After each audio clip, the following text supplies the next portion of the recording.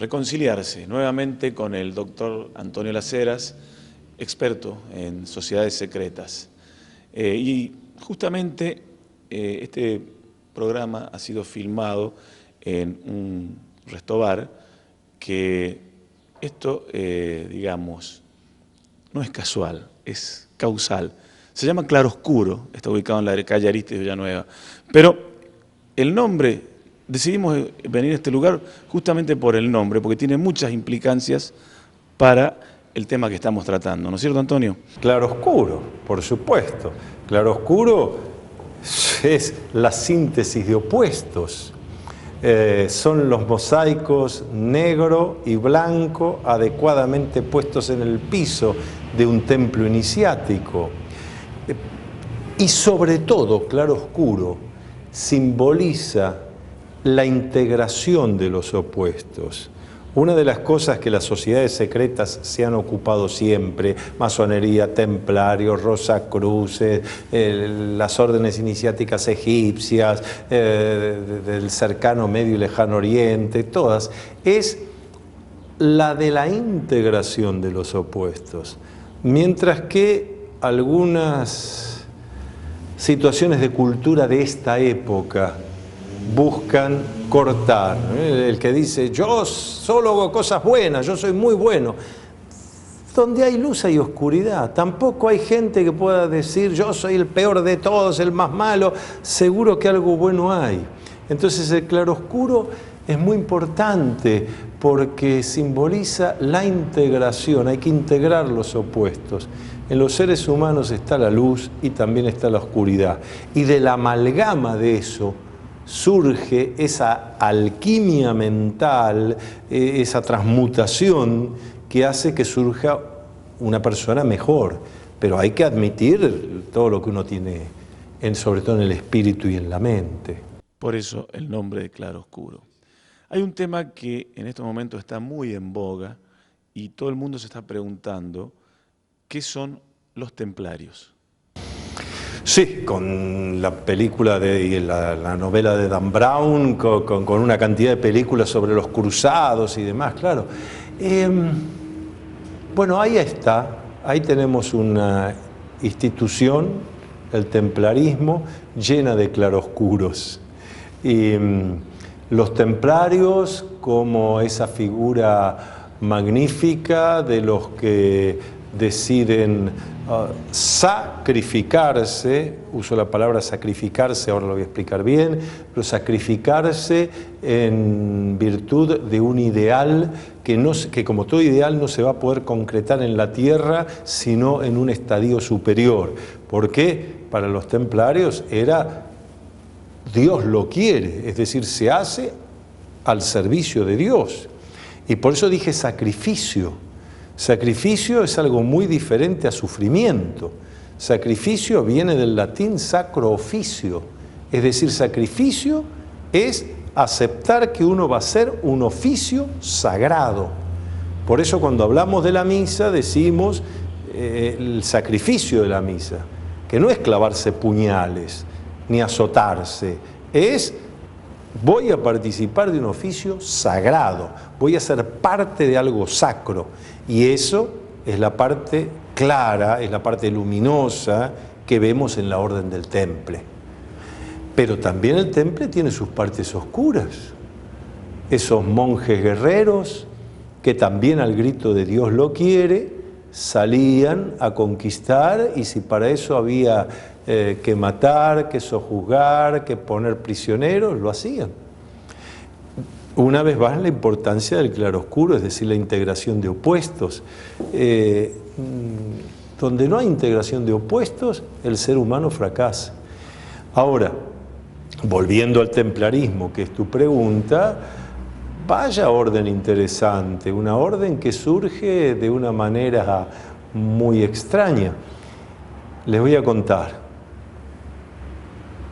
Había pasado el año 1000, habían surgido las primeras cruzadas.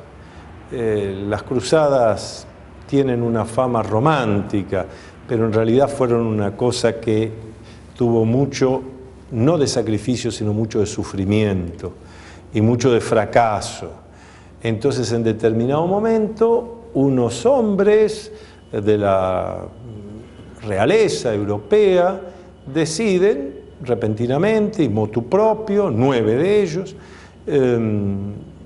viajar a los santos lugares, viajar a Tierra Santa, invocando como causa de ese viaje, donde dejan a sus familias, dejan sus feudos, dejan la comodidad, invocando que van a convertirse en servidores para poder mantener libres de vándalos, de bandidos, los caminos que transitaban quienes iban en peregrinación a Tierra Santa y más precisamente a Jerusalén. Llegan a Jerusalén estos 9 caballeros, se entrevistan con el rey de Jerusalén, Balduino, y le dicen que se van a quedar ahí. El rey de Jerusalén, muy satisfecho de esto, de que lleguen 9 valiosos hombres bien formados, ¿qué necesitan? ¿Dónde, en qué castillo, en qué palacio quieren vivir ustedes acá en Jerusalén? Y muy curiosamente, esos 9 hombres le dicen al rey de Jerusalén: no queremos ningún lugar fastuoso. Nosotros vamos a instalarnos en las caballerizas de lo que fuera el templo de Jerusalén. El templo de Jerusalén, el primer templo. El templo que fue construido por el rey Salomón, cuyos planos fueron entregados al padre del rey Salomón, al rey David, por el mismo Jehová, según dice el Antiguo Testamento. Ese templo fue destruido por Nabucodonosor mucho antes de los tiempos de Jesús, y quedaron los restos. Después se construyó el segundo templo, que fue destruido también hacia finales del primer siglo de nuestra era. Quiere decir que en el momento en que llegan esos 9 hombres, todo lo que quedaba ahí era demolición, habían pasado siglos. Se instalan en las caballerizas, se instalan a vivir en los escombros que quedaban de las caballerizas del templo del rey Salomón, que para cualquiera que conozca Jerusalén ya sabe que estoy hablando del mismo lugar donde hoy está el Domo de la Roca, es decir, una mezquita, un lugar sagrado, pero del Islam. El templo que tiene la cúpula dorada dentro de Jerusalén. Ahí estuvieron, ahí fueron, y ahí se quedaron misteriosamente, lo digo en forma irónica, durante 10 años sin salir a cuidar a los peregrinos, sin armar un ejército, absolutamente nada. Se quedaron estos 9 señores haciendo algo durante 10 años, y al cabo de 10 años, 9, 10 años, prácticamente 10 años para hacer cifra redonda, saludaron al rey de Jerusalén y le dijeron: nos volvemos a Europa. Llegan a Europa y de inmediato se entrevistan con el Papa. Esto también es una cuestión para subrayar, la inmediata entrevista con el Papa. Y inmediatamente el Papa les autoriza a tener una orden, la orden de los pobres caballeros de Cristo y del templo de Jerusalén. De ahí viene lo de templarios. Pero la orden de los pobres caballeros de Cristo, porque hacen votos de pobreza, hacen votos de castidad, pero ¿y del templo de Jerusalén? El templo era algo importante para la orden. Vuelvo a decir, por eso no se dice popularmente la orden de los cristianos, se dice la orden de los templarios. A pesar que el nombre completo de aquella época es Orden de los Pobres Caballeros de Cristo y del Templo de Jerusalén. Pero no solamente el Papa admite la orden de inmediato, sino que la orden no iba a rendir cuentas ni al obispo ni a nadie que no fuera el Papa en persona. Y de inmediato hay que hacer el estatuto, la regla de la orden, y esto se lo piden nada menos que al que hoy lo conocemos como San Bernardo de Claraval, es decir, a Bernardo, obispo de Claraval. Bernardo, que en ese momento era el doctor de la Iglesia, docto, el que más conoce, más importante que había. Era el que más conocía de órdenes monásticas y en realidad era el que dirigía todos esos temas. San Bernardo de Claraval en persona es el que va a escribir la regla del temple. Esto ya demuestra, quiero decir con esto, Bernardo era un hombre muy ocupado, que no tenía tiempo para ponerse a escribirle el estatuto a una orden que no tuviera una importancia suprema en relación a las demás. Y por primera vez, como digo, el Papa dice, bueno, ustedes me van, el gran maestre de la Orden del Temple me va a rendir cuentas directamente a mí, no a intermediarios. Esto demuestra que durante esos 10 años, que el Temple, que estos 9 caballeros permanecieron ahí de manera enigmática, que durante esos 10 años estos caballeros encontraron algunas cosas que a los ojos del Papa resultaron importantísimas y que justificaron crear una orden religiosa y militar, pedirle a Bernardo que se ocupara de dar el estatuto y el Papa decir ustedes reportan exclusivamente a mí. Se arma la orden templaria. ¿Ustedes creen que los templarios, una vez que arman la orden, generan toda su estructura de jerarquías, tienen los caballeros, los escuderos, los caballos, las armas, todo, salen a Medio Oriente para cuidar a los peregrinos? No, la verdad es que eso no lo hicieron nunca. Eso más bien lo hizo otra orden, que es la de los hospitalarios.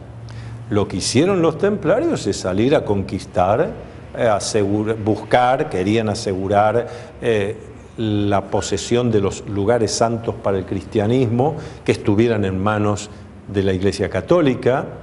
Pero aquí queda un enigma, que es algo poseían los templarios, algo que era muy importante y que estaba en secreto.